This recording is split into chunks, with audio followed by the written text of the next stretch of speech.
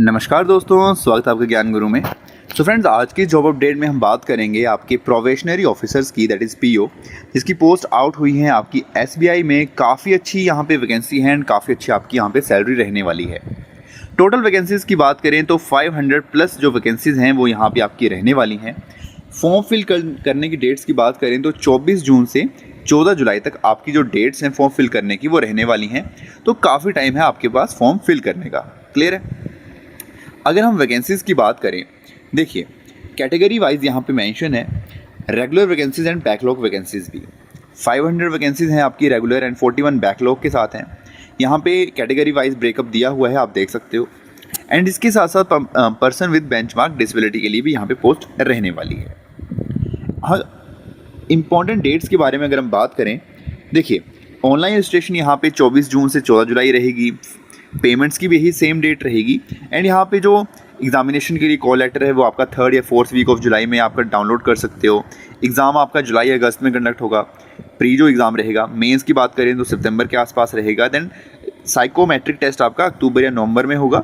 Interview and एक group exercise रहेगी। And declaration of आपका रिजल्ट फाइनल जो नवंबर या दिसंबर में आपका रहेगा। इस वीडियो में हम सिर्फ कुछ इंपॉर्टेंट चीज़ें हैं वही डिस्कस करेंगे। अगर आपको ये पूरी पीडीएफ चाहिए, अगर आपको सारी रीड करनी है, तो इसका जो लिंक है वो मैंने अपने टेलीग्राम चैनल पे दिया हुआ है। वहाँ पे पीडीएफ डाउनलोडेड है एंड टेलीग्राम चैनल का जो लिंक है वो नीचे डिस्क्रिप्शन में दिया है। अच्छा, एक चीज़ मैं मेंशन कर देता हूँ, एज की अगर बात करें तो 21 से 30 वर्ष जो एज है वो आपकी यहाँ पे रहनी चाहिए। क्लियर? क्वालिफिकेशन वही एज इज यूजुअल, ग्रेजुएशन आपकी यहाँ पे मांगी है फॉर्म फिल करने के लिए। तो अगर आप ग्रेजुएट हो, चाहे आपने बीएससी करा है या फिर बीई करा है या फिर बीटेक करा है, तो आप फॉर्म फिल कर सकते हो। सिर्फ मेन है आपका एज क्राइटेरिया यहाँ पे मैच करना चाहिए 21 से 30 वर्ष का। क्लियर? आगे देखते हैं हम। अब बात करते हैं कि आपका एग्ज़ाम यहाँ पे क्या क्या रहेगा। देखो 3 फेसेस में आपके एग्ज़ाम यहाँ पे कंडक्ट होंगे। फर्स्ट आपका रहेगा प्री एग्जामिनेशन, जिसमें 3 सेक्शन रहेंगे आपके English, aptitude and reasoning ability के। 100 मार्क्स मैक्सिमम है, 1 घंटे का एग्ज़ाम रहेगा यहाँ पे आपका। एंड ये क्लियर मेंशन है कि there will be no sectional cut off in pre examination. Candidate numbering 10 times of the number of vacancies in each category will be shortlisted for main examination from the top of the above merit list. देखो, अगर general में जैसे अगर 200 vacancies हैं तो उसका 10 time कर दिया जाएगा, यानी कि 2000 जो कैंडिडेट्स हैं उनको बुलाया जाएगा मेन एग्जामिनेशन के, जो भी टॉप 2000 रहेंगे। ये बात क्लियर हो गई? यही आपकी कैटेगरी वाइज है। ये मैंने जनरल की बात करी, यही आपका एससी के लिए है, एसटी के लिए है एंड यही आपका ओबीसी के लिए रहने वाला है। And same for economic weaker section के लिए। क्लियर? प्री के बाद अगर हम बात करें मेन एग्जामिनेशन की, एंड देखो जो आपका नेगेटिव मार्किंग है वो भी यहाँ पे आपकी रहेगी 1/4। क्लियर? मेन एग्जामिनेशन की बात करें तो यहाँ पे आपका 4 स्टेजेस रहेंगी। Reasoning, data analysis, general awareness, English language.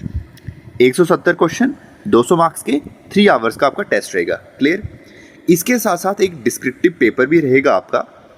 3 question रहेंगे 50 मार्क्स के, यानी कि टोटल आपका मैक्सिमम मार्क्स रहेंगे 250, सब मिला के 30 मिनट्स का ये आपका डिस्क्रिप्टिव पेपर रहेगा। क्लियर? अब बात करते हैं सेक्शनल क्राइटेरिया फॉर फेज 3 की। देखो, each candidate will have to score a minimum score in each test, that is जो मैंने फेज 2 में बताया आपको। Depending on the number of vacancies available, sectional cut off will be decided, जो भी रहेगी। मिनिमम एग्रेड की बात करें क्वालिफाई के लिए, वो मेंशन है कि candidates numbering up to 3 times of the category wise vacancy will be shortlisted for phase 3 from the top of the category. Same जैसे मैं प्री में मैंने बताया 200 अगर हैं तो उसका 10 गुना उठाया जाएगा, बट यहाँ पे क्या रहेगा 3 टाइम, यानी कि आपके 2000 सिलेक्ट हुए होंगे। क्लियर है? उन 2000 में से भी सिर्फ आगे 600 ही आपके सिलेक्ट होंगे फॉर द 3rd राउंड के लिए। पेनल्टी यहाँ पे क्लियरली मेंशन है, there will be penalty for wrong answer marked in objective test for each question for which a wrong answer has been given by the candidate. 1/4 of the marks assigned to that question will be deducted as penalty. Clear? Then आपका एक किया जाएगा यहाँ पे एक psychometric test, जो कि एक ग्रुप एक्सरसाइज रहेगी, उसमें इंटरव्यू रहेगा। टोटल 50 मार्क्स है यहाँ पे आपका रहेगा। क्लियर है? देन आपका 3rd जो स्टेज है उसमें आपका नॉर्मलाइजेशन ऑफ मार्क्स रहेगा टोटल 100 मार्क्स का। देखो मैक्सिमम मार्क्स आपके मेन एग्जामिनेशन में रहेंगे 250, ग्रुप एक्सरसाइज हैं इसके रहेंगे 50, 300 बन रहे हैं, तो इसका नॉर्मलाइजेशन कर दिया जाएगा। 75 का रहेगा आपका टोटल ये, एंड ये 50 का 25, तो 100 मार्क्स की आपकी लास्ट में आपकी कट ऑफ बनेगी। क्लियर है? Result of the pre examination, main examination, final result will be made available on the banks website. Clear? ये आपको क्लियर हो गया। अच्छा, अब यहाँ पे अप्लाई का बता देता हूँ। देखो अप्लाई करने के लिए आपको कहीं नहीं जाना है, हमारे डिस्क्रिप्शन में ही जो इसको अप्लाई करने का लिंक है वो दिया हुआ है। आपको डिस्क्रिप्शन में जाके सिर्फ अप्लाई नाउ पर क्लिक करना है एंड ये रीडायरेक्ट कर देगा आपको वेबसाइट पे जहाँ से आप अप्लाई कर सकते हो।